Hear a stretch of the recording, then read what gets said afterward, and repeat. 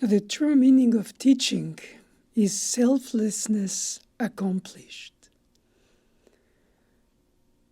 To see through high expectation mentorship, trust and guidance, advice and caution, care and dare,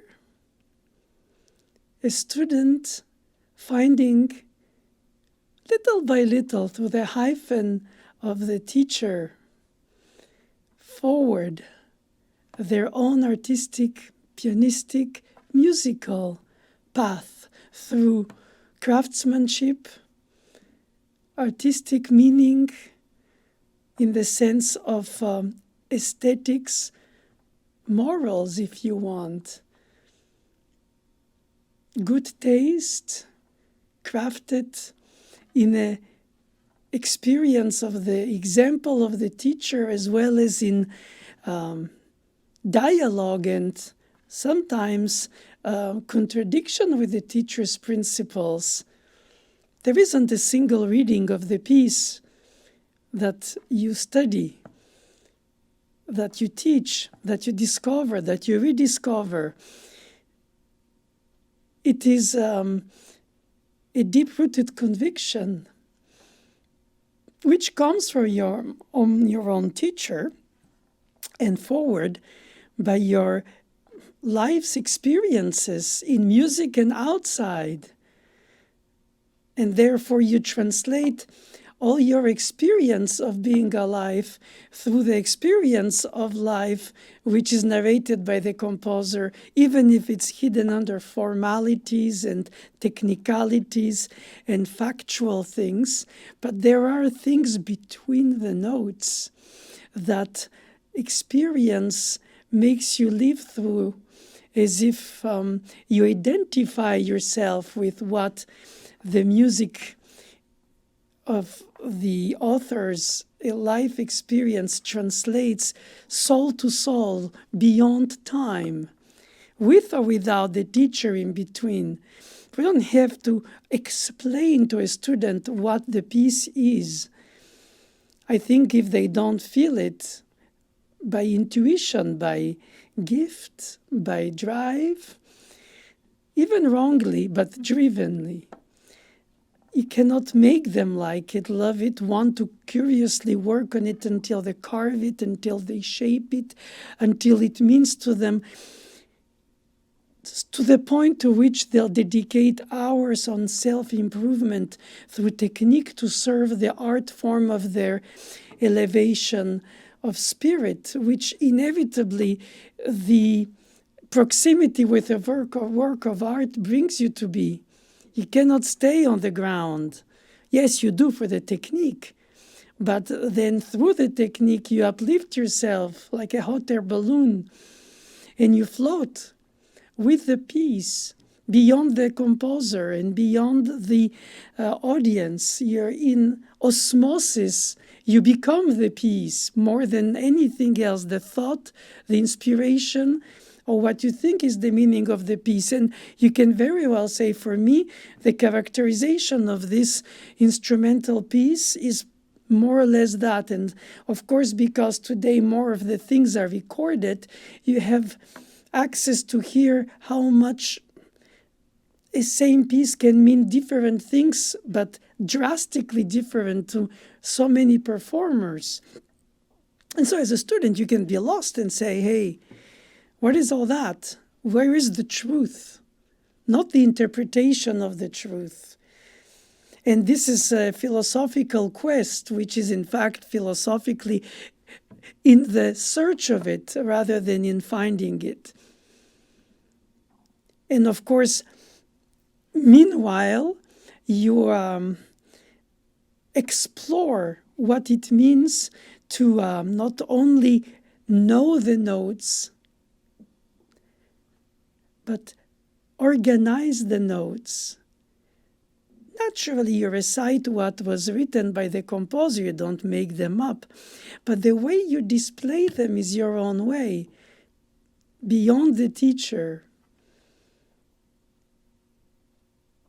teaching by example or by explanation or in combination, analytically or inspiredly, only by saying, that is how you feel it, I feel it.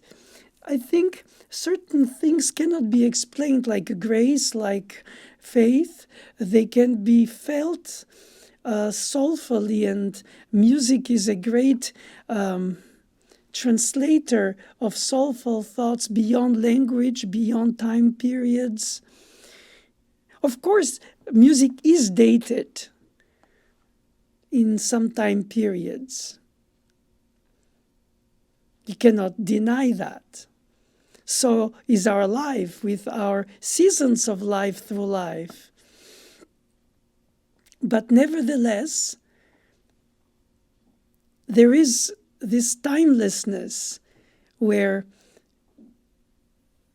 from whichever time period music you play, or you try to play at your best, puzzled or attracted, or originally you thought you might not like it or understand it, you don't know how to word it.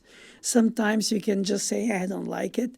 But in fact, it often means I don't get it, or I'm not immersed in the musical language of this composer. It's almost like learning as a singer an opera in another language beyond the phonetic and the meaning. You have to learn the innuendos and the knowledge of what the words chosen by the writer are specifically meaning, and how their sound painted by the composer of the opera when they place it in a singing aria. So here we don't deal with lyrics on the piano, but with suggestive elements through intervals, gestures, repeated notes, leaps, or very close notes like semitones, which is the smallest movement on the keyboard. But then the details do not add for the whole. You have to have also an over vision of the piece, bit like a composer or a conductor. But then when you perform, you go through the nitty-gritty details, and you have to go through them in order to reconstruct the completion. It's not like a puzzle where you put all the pieces and you see finally the image. It's an image that is constantly soundscape image in your mind, how you want it, and then you practice until you reach that moment where all the details reach the completion of the whole. And this very architectural approach of proportions, of balance, of tempo, of relationship, of tempi and rubato, or how much, or not enough, or not at all. In all these elements which fuel your inspiration to the piece, the way you learned it when you had a teacher, or even perhaps without a teacher. And then you see how a student of yours plays it, and you think, how come it doesn't mean the same thing intuitively than to me? Perhaps it's the context, the time period, the understanding of the drama compared to the lightness, or perhaps the masquerade of the expression, or how there are hidden messages in the expression, how you hold the smile or you hold the tear, or how you do a contrasting emotional moment where you're startled. All these elements are part of the soundscape which you can suggest to a student, but ultimately when they perform, they own it. There's no imitation in performance. And if it is, it shouldn't be it. It could be a starting point to build your own, but not necessarily at all its arrival point. And it's very positive, selfless emotion of a teacher to perhaps see the first harvest in some performance of a student where for few bars, perhaps few sections, perhaps one movement, they are in the right track of the expression of what they want to say through the piece, and what you think the piece is saying, and you feel like even if you wouldn't do it that way, or you hope they would do it another way, you realize that they're already using what they received to make it their own. And that, I think, is the most positive emotion for a teacher.